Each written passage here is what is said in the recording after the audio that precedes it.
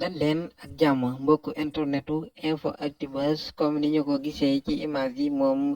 ginnaaw bi nga xamante ni kii di juge bi jël na dogal dal di condamné kii di Ousmane Sonko ñaari atu kaso yoo xamante ni daal nee na moom Ousmane Sonko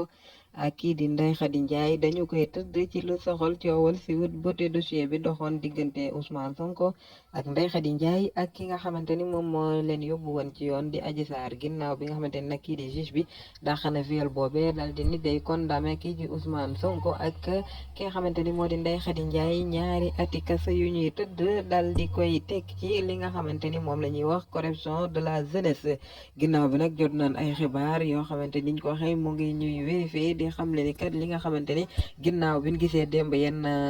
point ci Dakar ginnaaw bi nga xamante ne xale yi am na lu leen metti ba jàpp réew mi caxatee ko université Cheikh Anta Diop desul ba fu demee ni Bignona Ziguinchor ba Saint-Louis Ndar Louga Thiès ba Tivaouane sax ba Mbacké fi Kër Massar Kër Mbay Fall ba Tëngéej ñu gis xale yi dal di yàqate bu baax a baax li nga xamante ni moom moo di gaaru TER bi di train express régional boobee nekk ca Tëngéej ba loole waral train bi am ay jafe-jafe dawul ni ki dem ba tey ni ki noone université Cheikh Anta Diop yàq bu bari bi nga xamante ni xale yi def nañ ko fa loole moo waral ñi nga xamante ni ñooy kilifa yi jël dogal dàqandi ajani li nga xamante ni moom moo di njàngami foofee ca université Cheikh Anta Diop bu Dakar waaye ginnaaw bi ñu gis ñi nga xamante ni ñoo di arme bi dal di wàcc ñoom nag buñ wàccee xale yi dal di leen di jox respect bu mat a mat sëkk ñu nekk ci seen biir xale yi di wax libéré Sonko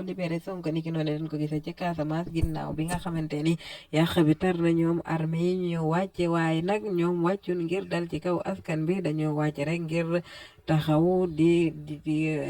dawal seeni oto tuuti loole moo waral ñu jot ay information ni ñi nga xamante ni ñooy armée bi am na ay oto yu jóge jëm ci Dakar waaye nag niñ ko waxee sànq information la boo xamante ni amagun ci lu ñu leer nañ ñe donte ni gis nañ yenn site yi di ko publier ginnaaw bi nga xamante ni daal réew mi démb ba tey moo ngi ay jafe-jafe ni ki noonee coow loole waral dox ci diggante Ousmane Sonko ak ki nga xamante ni moo di Adji Sarr loolee waral nañ li nga xamante ni mooy opposition Sénégal dal di ci amal benn ndaje boo xamante ni war nañ koo am niki tey jii fii nga xamante ni moo di Dakar ginnaaw bi nga xamante ni réew mi yëngu dañuy naqadu ñoom opposition bi ni nga xamante ni moom la kii di njiitu réew mi Macky Sall yore réew mi li nga xamante ni moo ci am dafa mel ni kii yore réew mi dingu mu jiitu réew mi président Macky Sall daal dafa mel ni le xew yëgalu ko yaramam ndax kat depuis bi nga xamante ni mbir mi xew na ba léegi kenn déggul mu yëkkati ci kàddoom wala mu yëkkati ci xalimaam bi comme ni nga xamante ni la ko baaxoo def booy dara xewee moom président Macky Sall moomee dafa mel daal jamono ji ñuy wax ak yéen kii di Antoine Félix Diome bi yor kaaraange biir réew mi di ministre de l'intérieur jamono ji daal dafa mel ni moom moo porte-parole gouvernement bi ndax moom kat la ñuy gis mu génn di wax